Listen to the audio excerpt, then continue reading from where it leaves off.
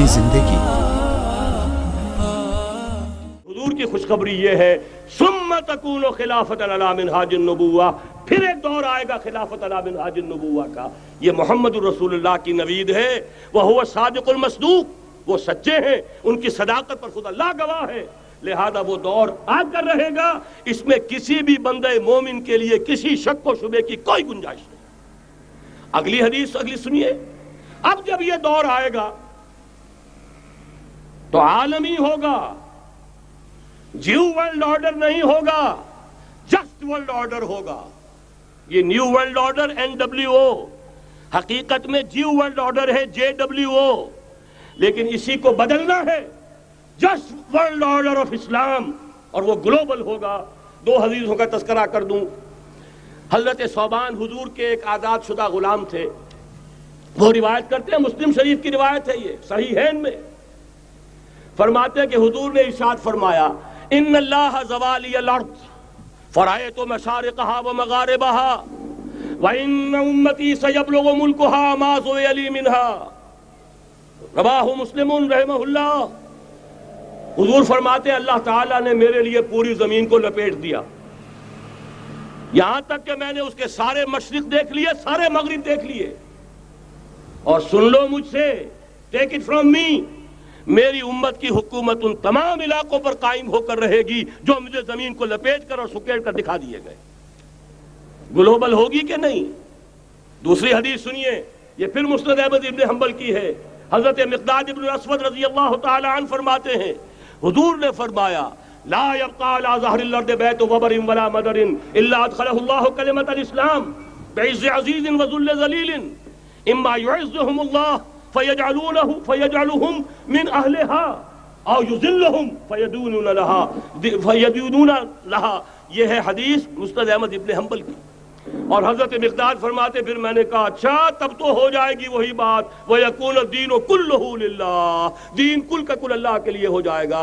حدیث کا ترجمہ یہ ہے کہ حضور نے فرمایا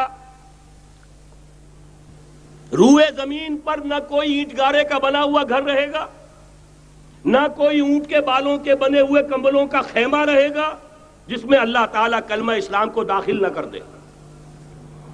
لیکن یہ داخلہ دو طریقے سے ہوگا، بعز عزیز و ذل ذلیل، یا صاحب عزت کے اعزاز کے ساتھ یا کسی مغلوب کی مغلوبیت کے ساتھ، یعنی یا تو اللہ تعالیٰ ان کا اعزاز فرمائے گا اور وہ کلمہ اسلام کے خود قائل ہو جائیں گے۔ جب گھر والا خیمے والا اسلام لے آئے گا تو اسلام اس کے گھر میں داخل ہوگا، اس کو بھی عزت نصیب ہوگی۔ وَلِلَّهِ الْعِزَّةُ وَلِرَسُولِهِ وَلِلْمُؤْمِنِينَ، عزت تو حق ہے اللہ کا، اس کے رسول کا اور اہل ایمان کا۔ اور اگر وہ اسلام قبول نہیں کرے گا تو یوت الجزیۃ عن ید وہم صاغرون، چھوٹے ہو کر رہنا پڑے گا، جزیہ دینا ہوگا، اسلام کی بالادستی قبول کرنی ہوگی۔ بتائیے اس کے بعد بھی کوئی شک ہے؟ یہ ہے آسمانی نقشہ۔ یہ اللہ فرما رہے ہیں واللہ متم نورہ ویابی اللہ الا یتم نورہ لیظہرہ علی الدین کلہ ولو کرہ المشرکون، یہ اللہ کا فیصلہ ہے۔ ادھر یریدون لیطفئوہ ہے، یہ زمینی نقشہ ہے۔ اب شکل کیا ہے؟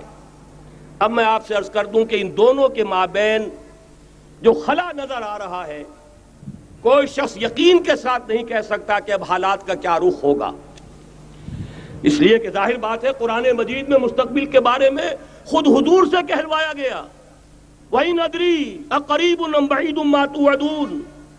لوگوں مجھے معلوم نہیں ہے کہ جس بات کی تمہیں خبر دی جا رہی ہے وہ قریب آ چکا ہے یا دور ہے۔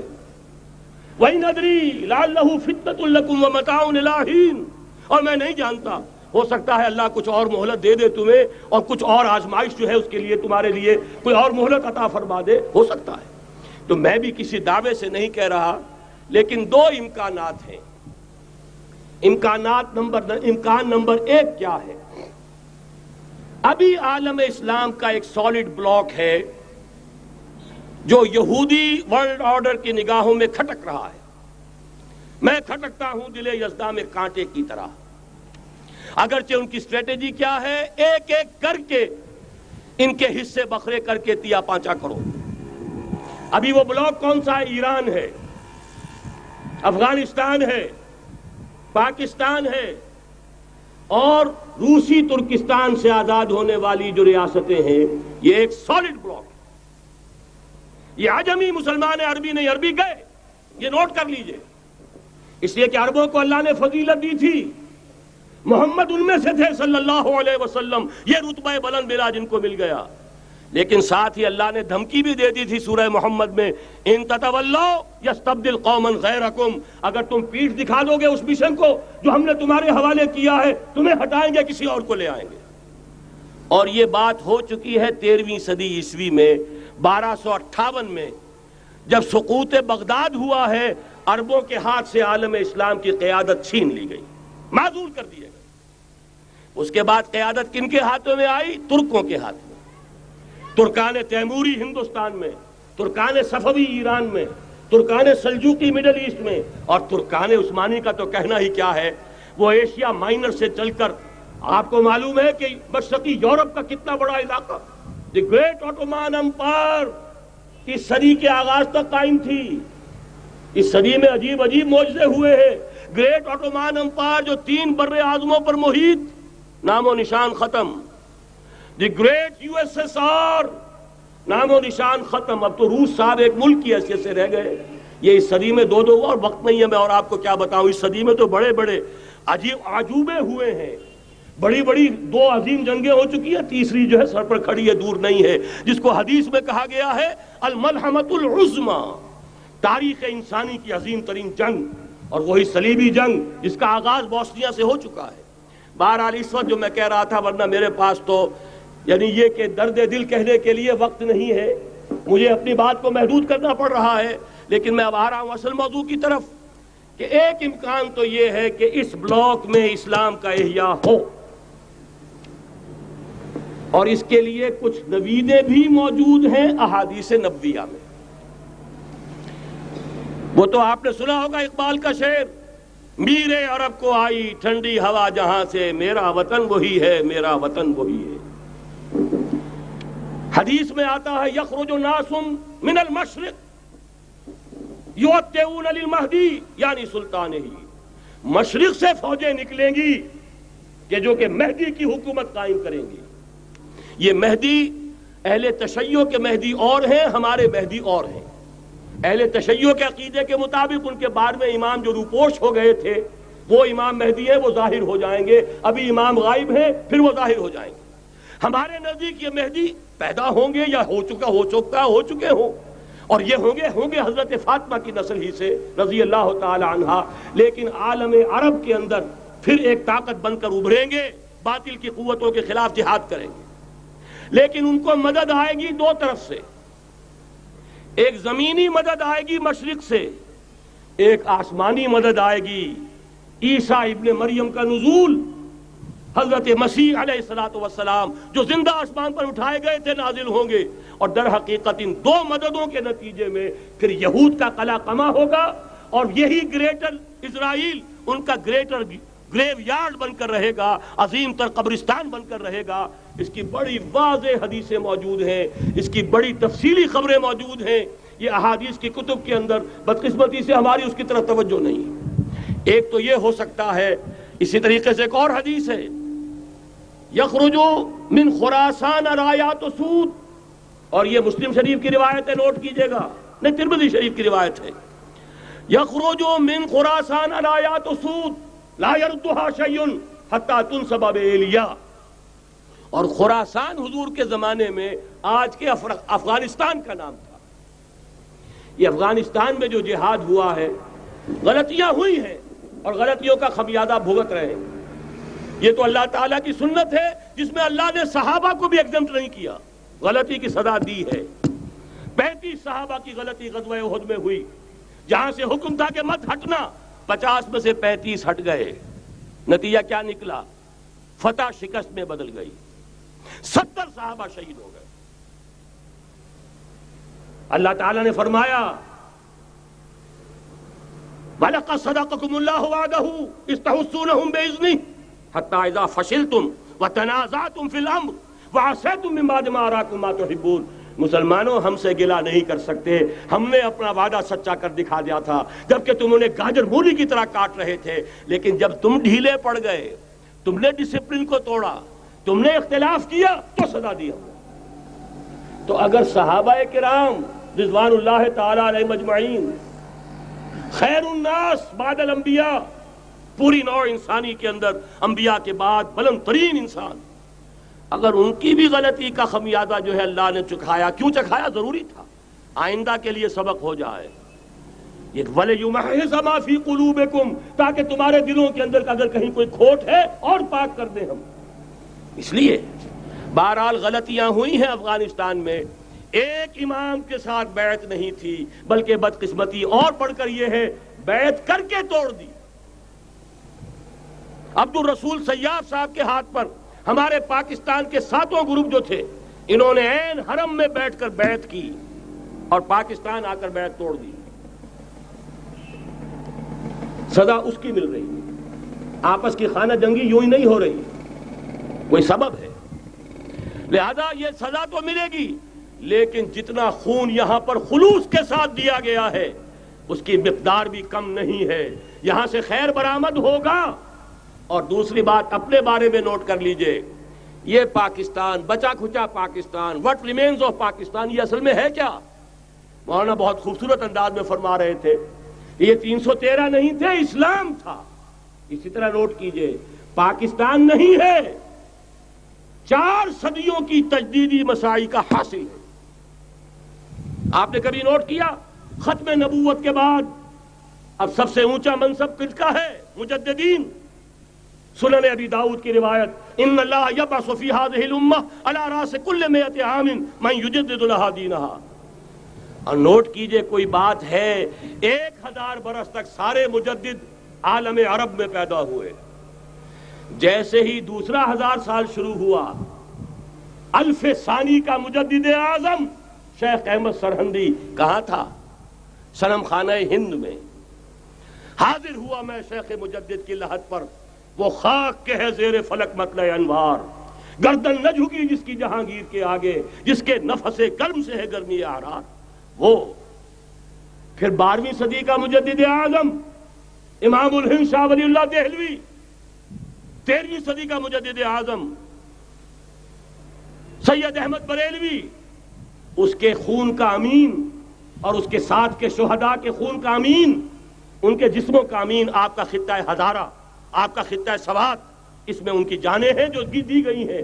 اور وہ نہایت میں آپ سے عرض کر دوں، دور صحابہ کے بعد اتنا خالص اسلامی جہاد پوری مسلمان تاریخ میں نہیں ملے گا جتنا وہ تحریک شہیدین کا تھا۔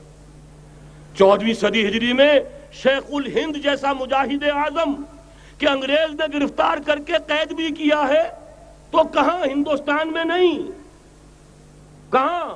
جزیرہ سائرس، کیا نام تھا؟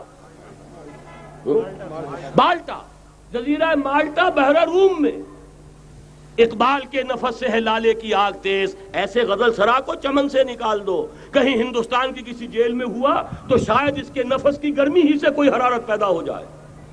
اور اسی صدی میں، 14ویں صدی ہجری میں، اقبال جیسا مفکر، اسی 14ویں صدی ہجری میں مودودی جیسا مصنف، اسی 14ویں صدی ہجری میں مولانا الیاس جیسا مبلغ رحمہم اللہ، عظیم شخصیتیں آج پورے عالم اسلام میں آپ کو تبلیغی دوست ملیں گے۔ یہ کہاں سے شروع ہوئی تحریک؟ دہلی کی ایک چھوٹی سی مسجد سے۔ وہ مسجد بنگلے والی اب تو بڑی عالیشان ہو گئی ہے، جب وہاں شروع ہوا تھا کام بڑی چھوٹی سی مسجد۔ یہ سارے کام یہاں کیوں ہوئے؟ پورا عالم اسلام آزاد ہوا، کہیں نعرہ اسلام کا نہیں لگا، کہیں عرب قومیت پر، کہیں کسی اور عصبیت پر تحریکیں چلی ہیں، صرف تحریک پاکستان تھی کہ پاکستان کا مطلب کیا؟ لا الہ الا اللہ۔ کوئی سبب ہے کہ یہاں قرارداد مقاصد پاس ہوئی، حاکمیت اللہ کی ہے، کہ اکبر نام لیتا ہے خدا کا اس زمانے میں۔ یہ سارا ماضی سامنے رکھیے اور حضور کی دی ہوئی پیشین گوئیوں کا مستقبل سامنے رکھیے، ان دونوں سے ثابت ہوتا ہے اس خطہ ارضی سے کچھ ہونا ہے۔ اگرچہ بھٹکے ہوئے ہیں، لیکن کبھی بھولی ہوئی منزل بھی یاد آتی ہے راہی کو، اور بھٹکے ہوئے آہو کو پھر سوئے حرم لے چل۔ اس کی ضرورت ہے مسلمان کو، پھر اس کا مقصد یاد دلایا جائے۔ پاکستان اس لیے نہیں بنایا گیا تھا کہ ہمارے ہاں ٹاٹے اور برلے نہیں تھے تو ہمارے پاس اس کے بھی باپ وجود میں آ جائیں، اس لیے تو نہیں بنایا گیا تھا۔ پاکستان اس لیے نہیں بنایا گیا تھا کہ جاگیرداروں کی جاگیرداریاں محفوظ ہو جائیں. پاکستان اس لیے تو نہیں بنایا گیا تھا. اور یہ کہ نمازیں اور مسجدیں تعمیر ہو جائیں، مسجدیں تو امریکہ میں تعمیر ہو رہی ہیں عالی شان سے عالی شان، اس لیے پاکستان نہیں بنا تھا. آج بھی مسلمان، میں معذرت سے عرض کر رہا ہوں مولانا سے، آج بھی بھارتی مسلمان کی ایوریج نمازی ہونے کے اعتبار سے پاکستانی مسلمان سے کہیں بہتر ہے.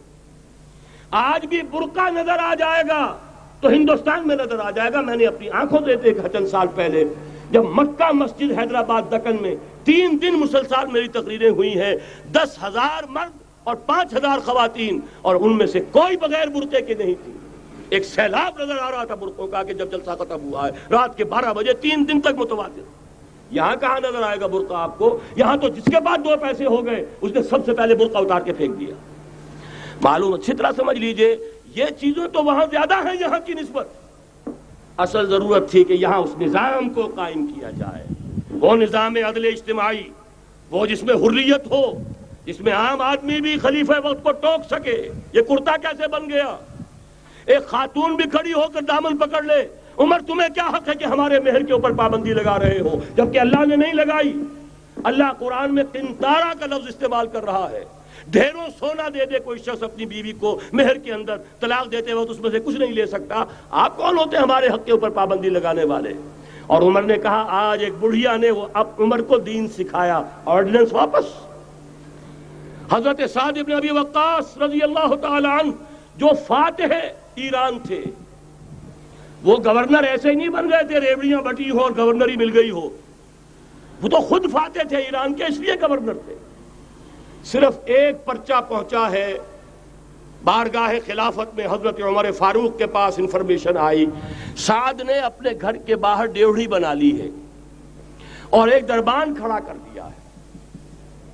حضرت بلال کو بھیجا ہے رقعہ دے کر، اور یہ حکم تھا کہ بلال پہلے تو جاتے ہی ڈیوڑی میں آگ لگا دینا، پھر یہ رقعہ دینا میرا. اور رقعے میں لکھا ہوا تھا اے سعد، لوگوں کو ان کی ماں نے آزاد جانا تھا، تم نے انہیں اپنا غلام کب سے بنا لیا ہے. یہ دربان کھڑے کر دیا اپنے آگے. وہ حریت، وہ مساوات کہ جا رہا ہو خلیفہ وقت اور چارج لینے جا رہا ہے بیت المقدس کا، کوئی ذاتی علاج کے لیے نہیں جا رہا، سیر و سیاحت کے لیے نہیں جا رہا، چارج لینے کے لیے بالکل سرکاری وزٹ ہے، آفیشل وزٹ ہے، اسٹیٹ وزٹ ہے. اور حال کیا ہے؟ 700 میل کا فاصلہ طے کرنا اور ایک اونٹنی، کوئی انٹوریج نہیں، کوئی خدم و حشم نہیں، کوئی جمبو جٹ بھرے ہوئے نہیں، کچھ نہیں. ایک اونٹنی، ایک خادم. اس ایک اونٹنی پر چونکہ راستے کا راشن بھی ہے لہذا 2 آدمی نہیں بیٹھ سکتے، ایک بیٹھ سکتا ہے. ایک منزل خلیفہ وقت بیٹھا ہوا ہے اوپر اور خادم نکیل پکڑ کر چل رہا ہے. اگلی منزل خادم اوپر بیٹھا ہے اور خلیفہ وقت عمر بن الخطاب رضی اللہ تعالی عنہ اور وہ آگے آگے نکیل پکڑ کر چل رہے ہیں. یہ نظام چاہیے آج نوع انسانی کو. اس کے انتظار میں، اس کی تلاش میں نوع انسانی نے کتنے تجربے کر لیے، کیسی چھلانگیں لگائیں، ملوکیت ختم کی، آسمان سے گرا کھجور میں اٹکا، جمہوریت آئی نام نہاد، لیکن وہ سرمایہ دارانہ نظام بن کر آگے سے بڑھ کر لعنت بن گئی. پہلے جاگیردار مسلط تھا، اب سرمایہ دار اور کارخانے دار مسلط ہو گیا. اس سے نکلنے کے لیے زور لگایا، کمیونزم کی طرف گئے، چھلانگ لگائی، اب ایک پارٹی ڈکٹیٹر بن کر بیٹھ گئی. انسان رست از یک بنتا افتاد در بندے دیگر، ایک چیز سے غلامی سے نجات پاتا ہے، دوسری میں پھنس جاتا ہے. اور کیوں؟ کہ وہ نظام عدل اجتماعی جو محمد عربی کو دے کر بھیجا گیا تھا، اس کے کسٹوڈین سوئے ہوئے ہیں. اس کے کسٹوڈینز کو اندازہ ہی نہیں. یہ نسخہ تو ہمارے پاس تھا، ہمیں عمل کرنا تھا اور دنیا کے سامنے پیش کرنا تھا. پاکستان بنایا اس لیے گیا تھا کہ ہم اس کا ایک نمونہ دنیا کے سامنے پیش کریں گے. قائد اعظم نے فرمایا تھا کہ ہم یہ چاہتے ہیں کہ پاکستان کی صورت میں عہد حاضر میں اسلام کے اصول حریت و اخوت و مساوات کا ایک نمونہ قائم کر کے دکھائیں. کہاں ہے وہ؟ بھٹک گئے، سو گئے. بہرحال اب بھی وقت ہے، جب تک سانس تب تک آس. میرے عزیز نے تو ڈرایا ہے اور صحیح ڈرایا ہے. اللہ تعالیٰ نے 25 برس انتظار کیا تھا. پہلے عذاب کا کوڑا پھر مارا ہماری پیٹھ پر. وَلَنُذِيقَنَّهُم مِّنَ الْعَذَابِ الْأَدْنَىٰ دُونَ الْعَذَابِ الْأَكْبَرِ. بڑے عذاب سے پہلے چھوٹا عذاب کا مزہ چکھائیں گے، لعلہم یرجعون، شاید کہ لوٹ آئیں۔ وہ ہم سے 1000 میل کے فاصلے پر ہوا تھا، اگرچہ 93,000 ہمارا کڑیل جوان، جن میں غالباً 43,000 فوجی، اور یہ کہ تقریباً اتنی تعداد میں جو غیر فوجی تھے، وہ اس ہندو کے غلام بنے، قیدی بنے، جن پر 800 برس تک، کہیں 600 برس تک، کہیں 1000 برس تک حکومت کی تھی۔ اتنی بڑی شکست کا کلنک کا ٹیکا ہماری پیٹھ پر پڑا۔ پہلے عذاب کا کوڑا آ گیا تھا، 25 برس ہو گئے تھے قمری حساب سے، نوٹ کر لیجئے، یہ نہ سمجھیے 24.25 برس ہوئے تھے، 24.25 برس قمری حساب سے 25 برس تھے۔ اور اب نوٹ کر لیجئے اگلے 25 برس کے پورے ہونے میں اگلے رمضان کی 27 تاریخ تک صرف مہلت ہے، نصف صدی پوری ہوا چاہتی ہے۔ کوئی عجب نہیں اس عذاب الادنا کے بعد ہم جاگے نہیں، ہوش میں نہیں آئے، کوئی عجب نہیں کہ بڑے عذاب کا کوڑا ہماری پیٹھوں پر برس جائے۔ لیکن مجھے یہ یقین ہے، نوٹ کر لیجئے، اگر یہ دوسرا امکان ہو گیا، خدا نہ خواستہ اللہ کے عذاب کا کوڑا ہماری پیٹھ پر برسا، مجھے یقین ہے اللہ ہندوؤں کو مسلمان بننے کی توفیق دے گا، لیکن اسلام کا بول بالا اسی خطے سے ہوگا۔ تاریخ میں یہ ہو چکا ہے آیا فتنہ تاتار کے افسانے سے، پاسباں مل گئے کعبے کو صنم خانے سے۔ تاتاریوں کے ہاتھوں کروڑوں مسلمان قتل ہوئے، لیکن اسلام نے تاتاریوں کو فتح کر لیا، اور پھر اسلام کا مسلمانوں کا دوسرا دور عروج انہی تاتاریوں کی مختلف شاخوں کے تحت ہوا۔ وہ تاتاری ہی تو تھے، وہ سارے ہورس، ٹرکش ہورس، ترکان تیموری، ترکان صفوی، ترکان سلجوقی، ترکان عثمانی، وہی تو سٹاک تو وہی ہے آیا فتنہ تاتار کے افسانے سے، پاسباں مل گئے کعبے کو صنم خانے سے، اس لیے کہ حضور نے فرمایا مشرق سے ہوگا، یہاں سے فوجیں چلیں گی، تو کوئی عجب نہیں۔ بہرحال یہ 2 امکانات ہیں، لیکن اس کا فیصلہ تیرے ہاتھوں میں ہے، دل یا بدن، سیدھی بات۔ اگر تو اب بھی ہم ٹھیک ہو جائیں، جاگ جائیں، ہوش میں آ جائیں، قوم یونس کی طرح توبہ کر لیں، تو بغیر عذاب کے کوڑے کے رحمت خداوندی ہم پر سایہ کرے گی۔ اگر ہم نہ جاگے تو وہ عذاب کا کوڑا آئے گا۔ یہ نہیں میں کہہ سکتا ان ادری قریب بعید ما توعدون، یہ میں نہیں کہہ سکتا، یقین کے ساتھ جانتا ہوں کہ آئے گا، لیکن یہ کہ اس کے بعد بھی یہیں سے بول بالا ہوگا۔ اگر ہمارے ذریعے نہیں تو ان کے ذریعے سے، جو ہمیں شکست دے کر پھر اسلام قبول کر لیں گے، لیکن کیوں نہ پہلے ہی راستے پر چلنے کی کوشش کریں۔